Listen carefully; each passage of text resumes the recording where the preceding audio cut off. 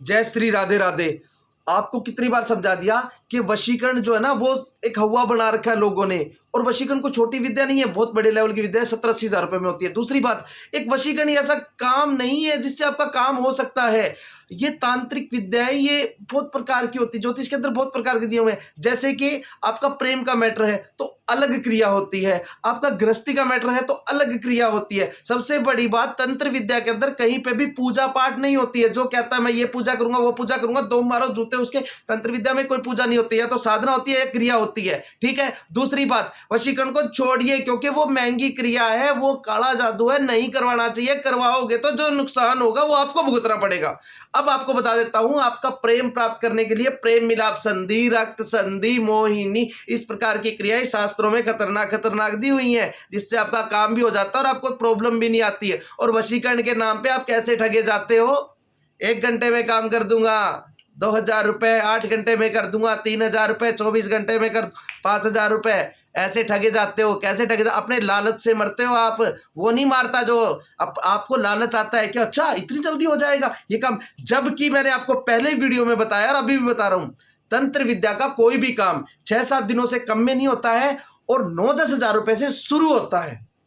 समझे काम तंत्र विद्या का? तभी जाके आपके काम बनके हैं। 2-4-5 हजार रुपए में कोई काम नहीं होता, फिर तो ठगी होती है। या तो नंबर ब्लॉक और पैसे मांगना, इतना तक कह देंगे तेरी मां मर जाएगी, तेरी बहन मर जाएगी, इतना तक लोग टॉर्चर कर देते हैं। तो आपको मैं समझा रहा हूं कि असली तंत्र जो विद्या है उसका फायदा उठाइए। वो आज भी सूर्य के समान प्रकाशवान है, लेकिन 2-3 हजार में नहीं, 9-10 हजार रुपए की क्रियाएं होती हैं। आपका मन करे तो करवाइए, नहीं करे तो ना करवाइए। करवाने वाले को जान लीजिए कितने टाइम से काम कर रहा है, कहां उसका ऑफिस है, कहां वो रहता है, कहां उसकी जैसे जगह है, ये जान के, और ये परखिए क्या उसमें आपका काम करने की योग्यता है, क्या उसको शास्त्रों का, वेदों का, पुराणों का, रावण संहिता का, भृगु संहिता का क्या उसको ज्ञान है? जिसको ज्ञान होगा वही काम करेगा। मैं खुद कहता हूं, मेरे ऊपर बिल्कुल विश्वास मत कीजिए।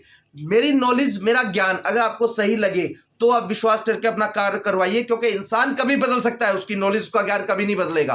अगर आप किसी को परख के काम करवा लोगे, इस फील्ड में नहीं किसी भी फील्ड में, आप विफल नहीं होगे।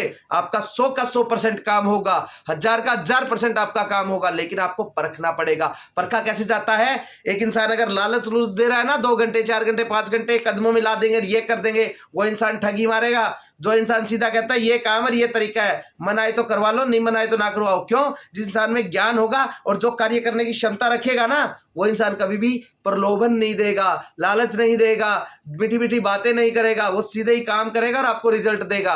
और ये जानने के लिए कि तंत्र विद्या क्या है, काला जादू क्या है, इनका फर्क क्या है, या फिर तामसिक, सात्विक और राजसी 3 प्रकार की कैटेगरी होती है, तीनों प्रकार की कैटेगरी में सारे काम आ जाते हैं। अगले इंसान से, जिससे भी काम करवा रहे हो, उससे पूछो कि हमारा काम कौन सी कैटेगरी में आता है। उससे पूछो क्या करोगे, कौन सा काम करोगे, कौन सी क्रिया करोगे। आपको अगर वो बता दे कि ये क्रिया करूंगा, ये काम करूंगा, तब तो वो काम करने लग रहा है। नहीं तो पूजा कर रहा हूं, पूजा कर रहा हूं, पूजा कर रहा हूं, पूजा पूजा में नहीं होता।